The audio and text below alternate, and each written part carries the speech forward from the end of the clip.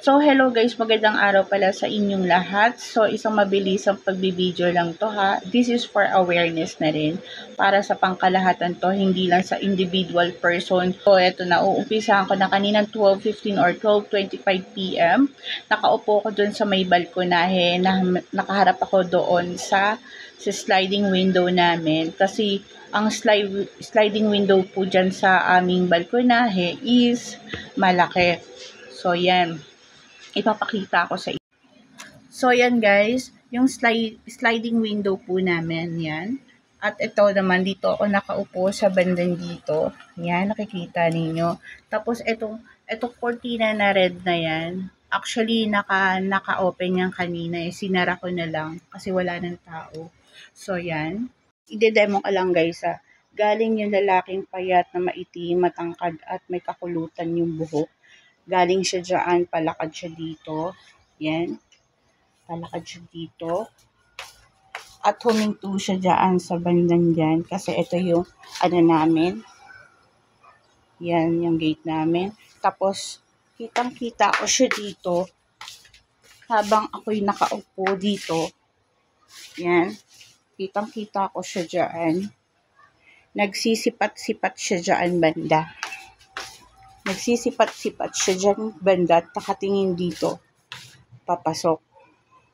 Tapos, after a while, bumalik na naman siya uli doon. Naglakad. Yan. Tapos, after nun, pangalawa, mga ilang seconds lang is, bumalik na naman siya, naglakad na naman siya dyan. Tapos, yan.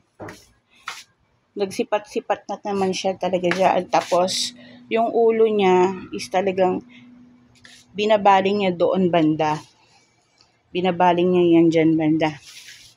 Tapos, yung pangatlo is, dumiretso na siya dun pababa. And then, mga 2 seconds lang bumalik uli siya dito. Tapos yan, naglakad na naman siya ulit. Nagsipat-sipat na naman siya dito. So, yan. Hindi ko alam kung ano yung balak niya, kung ano yung intention niya. Kasi sa totoo lang guys, nung nakaraang linggo, siguro 1.5 weeks na ang lumipas, nawalan po kami ng double bird cage doon sa likod namin. Yung likod po namin is parang bukid siya. So, magti 3 years na nakalagay doon yung bird cage po namin na double. Actually, kung bibilhin mo yun ng brand new, is medyo may kamahalan. Sabihin na natin na sa 1,000 mahigit. Okay, kasi yung single cage is nasa 800 plus na ngayon. Ha? Yung double cage yun. So, yun. Magti 3 years na nakalagay yan doon. Ang tinutungtungan ng double cage po namin is yung ihawan. Yan, ihawan.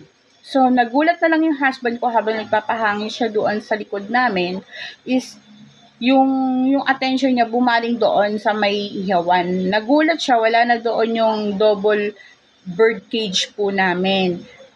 Actually, napag-usapan pa nila mag-ama nung bago pa yun mawala na tinanong niya si daddy niya na kung dadalhin ba daw namin yon paglipat namin doon sa retirement home namin.